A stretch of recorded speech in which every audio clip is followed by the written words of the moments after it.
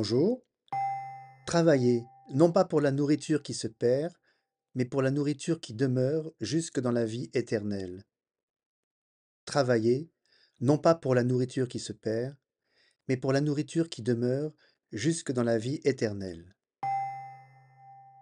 Dans l'évangile de Jean que nous lisons ce dimanche au chapitre 6, Jésus exhorte les foules qui l'ont suivi et qui lui demandent très concrètement un conseil de vie. Jésus les appelle ici au travail. En ce temps de vacances, il est bon de s'arrêter sur ce qu'est le travail. Le travail est le propre de l'homme. Il correspond à cette faculté de se projeter dans le temps, dans l'avenir, pour modifier son environnement. Par son travail, l'homme cultive la terre, fabrique des objets, construit des villes. Jésus nous rappelle que le travail permet à l'homme d'assurer sa subsistance. La référence à la nourriture est claire pour nous tous. Nous travaillons pour gagner notre vie, et cette intention est noble, quel que soit le travail accompli.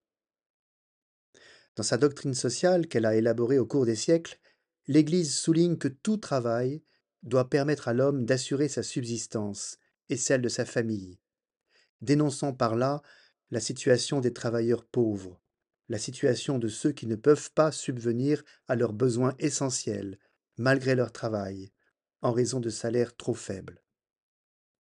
Mais, en employant le mot nourriture, Jésus opère un transfert de sens. La nourriture dont il parle n'est pas celle qui vient combler nos besoins physiologiques. Jésus nous parle en effet de la nourriture qui demeure. L'expression est obscure. Elle renvoie à la vie éternelle, c'est-à-dire à cet état de vie que nous avons du mal à saisir, à comprendre, car il n'entre pas dans les catégories de notre cerveau. Le poète Arthur Rimbaud écrivait Quoi l'éternité? Soulignons cette interrogation fondamentale de la destinée humaine.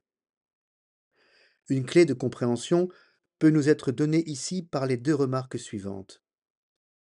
La vie éternelle a déjà commencé, dès notre existence sur la terre. Nous y participons par notre travail, c'est-à-dire par notre capacité à créer, par notre volonté de participer à l'achèvement de la création. À l'opposé d'un travail qui détruit la création, qui l'épuise en surexploitant les ressources naturelles, le chrétien est invité à inscrire son travail dans le déploiement de la création tout entière. En ce sens, nous pouvons dire que nous sommes co-créateurs, que Dieu attend que nous apportions notre pierre à l'édifice. Créer n'est jamais superflu.